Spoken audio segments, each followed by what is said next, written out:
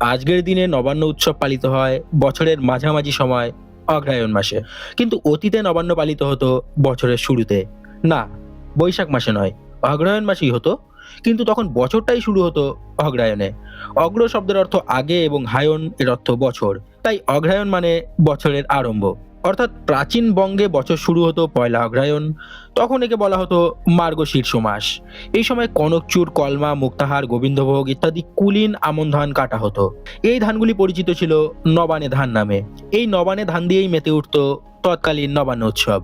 নতুন চালের গুঁড়োর সাথে খোয়া ক্ষীর, নলেন গুড়ের পাটালি, নারকেল কোড়া মিশিয়ে নাড়ুর মতো এক জাতীয় মিষ্টির প্রচলন দেখতে পাওয়া যেত, যার নাম ছিল পালো। এই পালো ও ডালের বড়া সহযোগে লক্ষ্মী ও ইতু পূজার সাথে সশ্রদ্ধায় পালিত হওয়া নবান্ন আদেউতে আগের বছরের চাষ করা শস্য নতুন বছরে খাওয়ার অনুমতি নেওয়া। নবান্ন নিয়ে বিস্তারিত জানতে সাজেশনে দেওয়া এই ভিডিওটি দেখতে পারেন।